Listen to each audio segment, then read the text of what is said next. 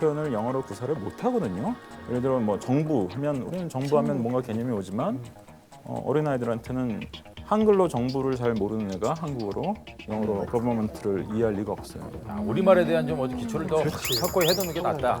그리고 두 번째는 뭐냐면 영어 유치원을 보냈다가 이 낭패를 보는 애들이 있는데 영어에 대해서 흥미를 잃는 애들이에요. 오히려. 중학교 들어갈 때까지 영어 교육의 목표는 영어를 많이 시키는 게 아니에요. 영어에 대해서 흥미를 유지하는 거예요. 특히 영어 교육에서 가장 나쁘게 되는 경우는 공포심을 가지게 되는 경우입니다. 그러니까 제가 아까 벌써 몇몇 아이들은 그럴 가능성이 있다라고 엿보이거든요. 그러니까 몇몇 분은 지금 이미 엄마들이 공포심을. 나는 아니겠지. 악어겠지, 악어. 그러니까 뭐 2살부터 한다든지 이거는 좀 별로. 잘 그건 생각. 아이가 하나라서 그러신 거고요. 네네. 저희처럼 아이가 한 넷쯤 되면 그런 거 다 초월하고 생각됩니다. 초월했군요. 예. 강남 엄마가 한 분 계세요. 강남 엄마 제대로 우리 또. 전형적인 강남 엄마 예, 계십니다. 조민희 씨, 네네. 예, 뭐 치맛바람에 거의 뭐 일조하시는 분이죠. 뭐. 예. 사실 뭐 장난 아니죠. 이제 제가 지금 이제 사는 곳이 삼성동이에요. 근데 영어 유치원 얘기했잖아요. 사실 근데 영어 유치원이 우리나라에서 붐이 막 일어날 때가 우리 애들이 유치원 다닐 때부터 막 이게 이제 그때 붐이었었어요. 10년 전인데도 그 당시에 아이의 그 영어 유치원비가 1인당 120이었어요. 10년 전에요? 네, 10년 전이었는데도. 네. 근데 저희는 또 연년생이라서 이게 따블이 들어가니까 영어 유치원비만 애들 표어에서 뭐 자기 수입의 그런 거에서 한 30% 이상의 교육비를 지출이 된다고 얘기를 하지만 제가 정신없이 막 시켰을 때 생각을 하면 50% 이상이 이렇게 들어갔던 것 같아요. 뭐가요? 예. 생활비에? 생활비에. 예. 근데 저희 남편이 쭉 지켜는 봤어요. 그렇지만 두 가지는 이제 나한테 그 약속은 해라. 두 가지. 한 가지가 뭐냐면 10시 이후에 학원 다닌다고 가방 메고 내가 들어왔는데 없을 경우에는 그건 절대 안 된다. 또 한 가지는 주말에 뭐를 시키는 건 절대 용납을 안 된다. 주말, 그때는 오일 근무. 그때는 내가 무조건 칼을 뺄 것이다. 이렇게 분명하게 저한테 얘기를 했거든요.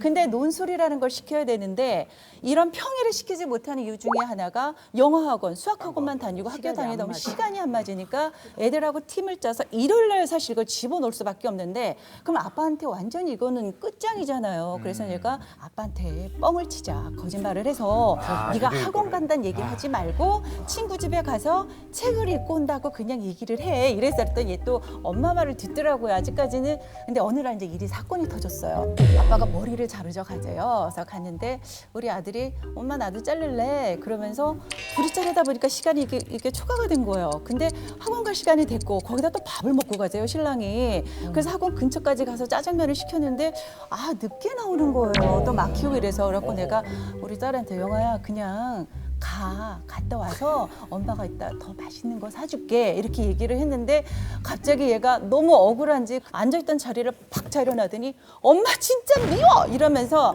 막 뛰어나가는 거예요. 그러니까 우리 남편이 저 왜 저러냐요. 그래서 이래저래 해서 일요일 날 저렇게 학원을 다니게 됐다 그랬더니 얼굴이 하얘지면서 학원 앞장 서라고. 그래도 정말 가가지고 학원 문을 열고 공부하고 선생님 있는 데서 나오라고. 나는 이제 막 벌벌 떨고 있었어요. 이제 큰일 났다. 오늘 난 뒤지게 혼나고 정말 부부싸움 나겠구나 벌벌 떨고 있는데 그냥 차에 타래요. 그러더니 아무 소리도 안 하고 1시간 동안 그냥 서해안을 밟기 시작을 한 거예요. 서해안? 서해안을 달렸어요 무조건. 그냥 바닷가를 향해서 쫙 달렸는데 지나고 나서 이제 한마디를 하더라고요. 지금 이 순간에 누구를 비난할 생각은 하지 말자. 하지만 그 사람이 내가 어떻게 하면 행복해질 수 있는지를 한 가지만 생각해 보라는 거예요. 근데 그 순간을 딱 듣는 순간 가슴에서 이렇게 뭉클하고 너무 미안한 감정이 그래. 멋지시다. 어차피 공부를 시키는 것도 그 애가 행복하기 위해서 시키는 건데 걔가 행복이 아니라 불행으로 내가 쳐놓을 수 있겠구나. 이건 나의 욕심이고 나의 걔에 대한 기대치가 너무 크기 때문에 오히려 아이를 망가뜨릴 수 있겠구나 생각 때문에 그 사건 이후로 정말 거짓말 안 하고 모든 가위를 딱 끊었어요. 그래서 여태까지 그 학원을 끊고 모아놓은 돈이 있잖아요. 여기 아빠는 우리 둘째 놈은 이제 되게 이제 개구지고 좀 그런 거 있어. 얘는 더 인성적으로 키워야 된다 이러면서 올여름에 무진장도 왔잖아요. 국토대장정을 11박 12일을 걸어서 애 혼자. 네, 혼자 600명 속에서 그냥 사진 집어넣은 나오고 거예요. 있네요. 네, 저 우리 아들. 네. 네. 그 그리고 뭐 리더십 캠프 분명하네. 하고 자원봉사 하고 그리고 이제 다른 아이들 모르는 속에서 서로 이제 이렇게 뭐 서로 친밀감 있게 하는 그런 아이들의 사회성을 또 익히더라고요. 굉장히 개구지인데 공부하는 갔다 게 와서 애가 많이 의젓해져서 가서 이게 배운 게 며칠 있네. 갈지는 모르겠지만 올해는 안 가요, 사실. 올해는 안 가는데